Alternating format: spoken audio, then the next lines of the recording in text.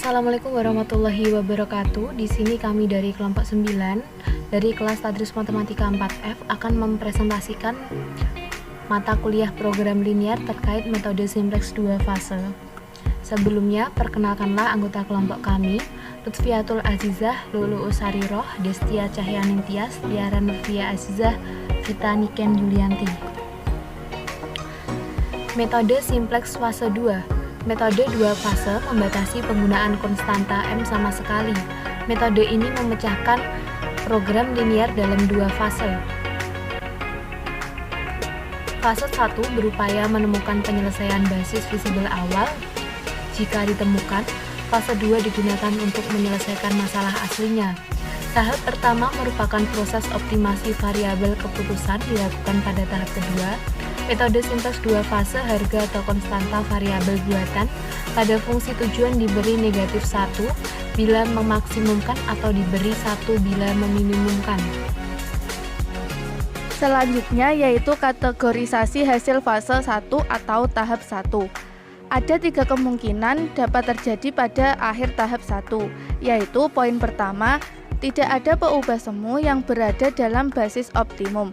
Ini berarti sudah didapat penyelesaian layak basis atau PLB awal untuk soal asli. Poin 2, ada 1 atau lebih peubah semu yang berada dalam basis optimum dengan nilai 0. Ini pun berarti bahwa sudah terdapat PLB awal bagi soal asli. Dan hal ini menandakan adanya kendala berlebih dalam soal asli. Poin ketiga, untuk soal pola minimum atau untuk soal pola maksimum menandakan ada 1 atau lebih peubah semu dalam basis dengan nilai positif. Ini berarti bahwa soal asli tidak layak.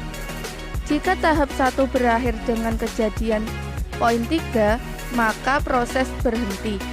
Tetapi jika yang terjadi adalah poin 1 atau poin 2, maka proses dilanjutkan ke tahap 2. CJ bagi peubah bukan semu diambil lagi CJ yang semula. Yang selanjutnya, jika dalam fase 1 tadi berakhir dengan I1 atau tidak ada peubah semu yang berada dalam basis optimum, maka semua peubah semu dari tabel optimum 1 dihapus. Kemudian proses dilanjutkan seperti biasa. Yang kedua, jika fase 1 berakhir dengan I2, maka peubah semu yang masih berada dalam baris dengan nilai 0 akan menunjukkan kendala berlebih, yaitu kendala yang memuatnya.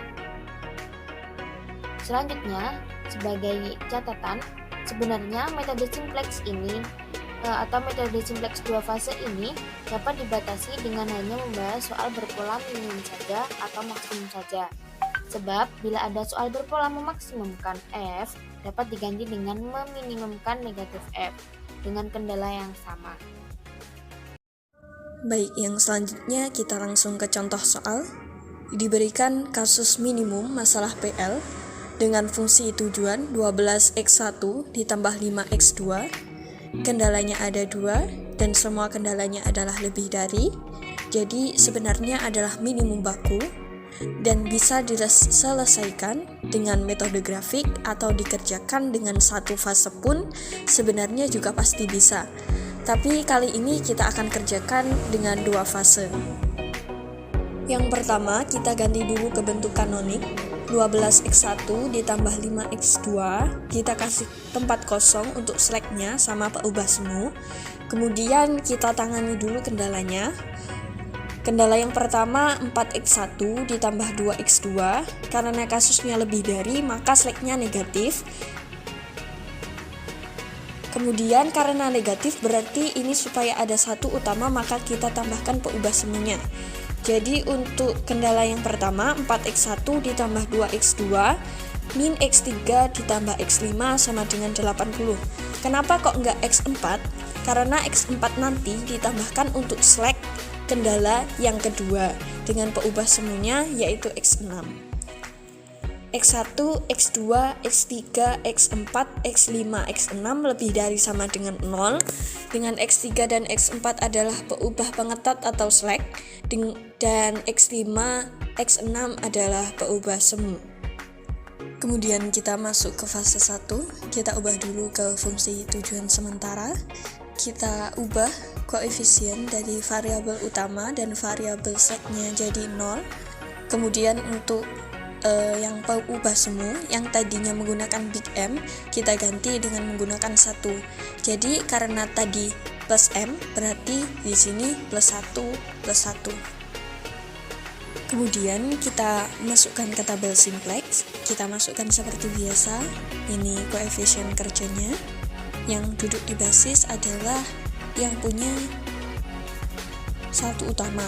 Dan yang punya satu utama di sini adalah X5 dan X6 dan koefisiennya 1. Jadi ini masuk 1, 1. Sisanya sama persis masuk seperti aslinya yang ada di kendala. Selanjutnya kita lengkapkan BI, RI, ZC-CC dan seterusnya. Dalam kasus minimum diharapkan semua ZC-CC itu bernilai kurang dari sama dengan 0. Jadi di sini untuk membuat perbaikan nilai ZC-CC adalah terbesar. Di sini yang dipilih adalah 6, berarti dia masuk sebagai kolom kunci. X1 masuk ke sini, dia menggantikan X5 karena RI-nya yang lebih kecil. Kita lihat hasilnya belum juga optimum. Kenapa? Karena masih ada ZC-CC yang nilainya positif.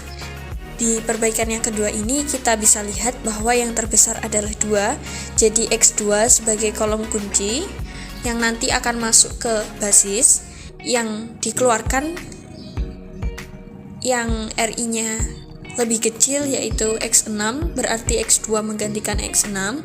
Kemudian dari sini kita sudah lengkapi.